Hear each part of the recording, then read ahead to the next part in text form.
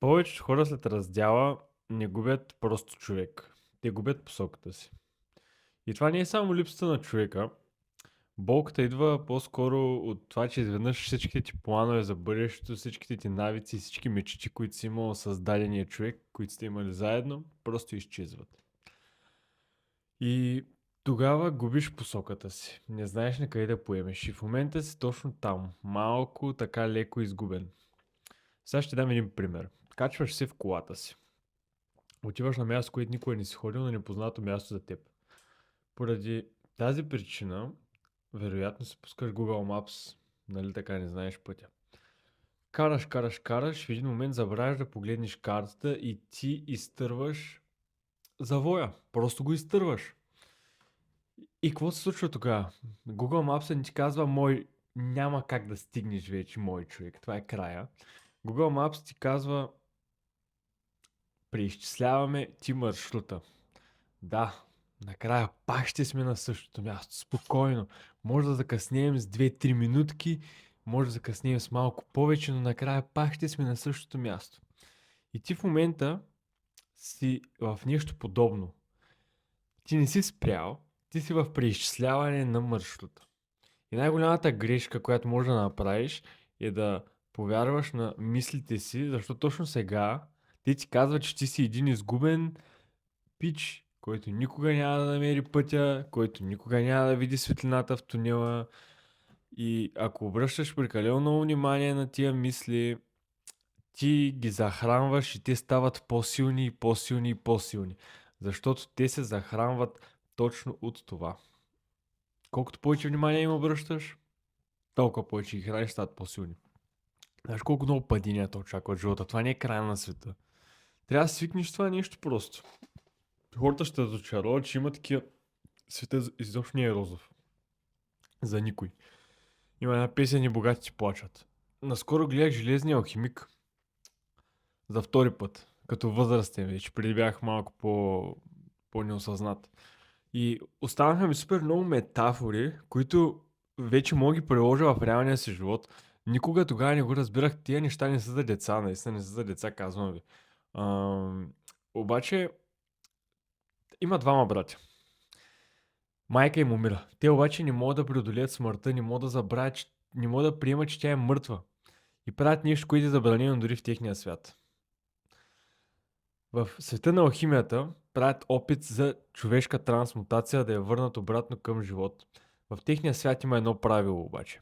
За да получиш нещо, трябва да изгубиш нещо със същата стойност. Нищо не идва без да платиш цената. И когато се опитаха да върнат нещо, което никога не е трябвало да бъде върнато, а е трябвало да остане там, където е отишло, това взе част от всеки от тях. Те платиха цената с части от себе си. Направиха нещо като ритуал, бих казал, и единия брат изгуби тялото си. Остана само душа. Другия изгуби крака си и ръката си. И знаеш кое е най-тежкото и най-тъжното? Не я връщат накрая. И това ми остана в главата. Понякога ние правим абсолютно същото нещо след раздяла. Опитваме се да върнем нещо, което вече е приключило, бе, човек. Да го върнем чрез спомени, чрез мисли, чрез едни размисли. Ами ако не бях казал това, ами бях казал това. А някои неща не са създадени за да се върнат. Някои неща трябва да останат в миналото. Някои неща трябва да останат там, където са свършили. Някои филми нямат нужда от ремейк. И това не е защото не са били красиви, не са били истински. Това е защото историята им вече е разказана точно така и както е трябвало да бъде разказана. Колкото повече се опитваш да ги върнеш, естествено на сила, толкова повече губиш от себе си. Малко по малко губиш части от себе си, докато не изгубиш напълно себе си. Запомни, не е важно кой е виновен, не е важно кой какво е направил. Важното е, че вече всичко е приключило, всичко е свършило. И ако не го приемеш,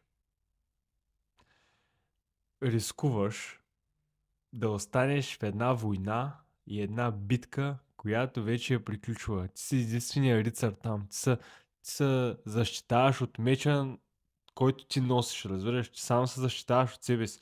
Не ме разбирайте погрешно, не ви казвам да не се борите за любовта и за човека, който обичате. Но има един момент, в който границата е много тънка, защото борбата вече не е любов, а тя по-скоро е борба срещу това да отказваш да приемеш реалността. Разбираш ли? Не всяка любов е създадена да трае дълги години, но всяка любов е създадена за да те научи на нещо. Много е важно. Да, знам, че в момента не ти се мисли за уроци. Когато те боли, когато си наранен, не си казваш, о, сега е момента да науча нещо, а просто ти е гадно. Това са наясно съм. Но след време ще разбереш, че тая връзка ти е оставила нещо много важно. Понякога ти показва какво искаш от един човек. Понякога ти показва какво вече не би приел за напред от другия човек, който ще срещнеш. Понякога ти показва какви грешки си направил, какво не си направил, какви части от себе си трябва да промениш, какви части от себе си трябва да коригираш, за да можеш да имаш благоприятни отношения с някой. Но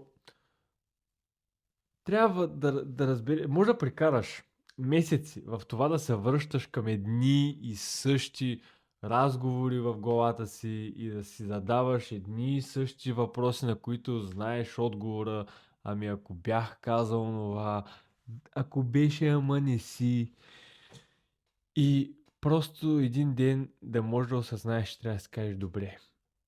Мамка му, заболяме. Какво научих от това нещо? Продължаваме нататък. Нали така? Не ти казвам да бъдеш благодарен, че си страдал. Казвам ти, никой не обича да страда, разбираш ли? Никой. Нито аз, нито ти, нито който и да било. Ама трябва да се замисли. Те си благодарен, че нещо е успял да те разтърси. Това означава, че все още си човек, все още имаш емоции.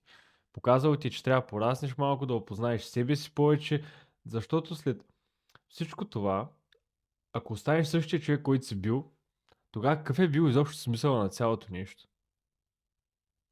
Никакъв, нали? Някои хора се тръгват от живота ни и остават празно място. Други ни учат на нещо. Някои правят и двете. И може би това е всичко, което трябва да направиш сега. Не да намериш всички отговори, не да се преструваш, че абсолютно нищо не е станало и да е с такъв, аз съм силен, нищо не е станало, пък отвътре да тъгуваш постоянно. Просто трябва да вземеш това, което живота ти е дал и да не позволиш на болката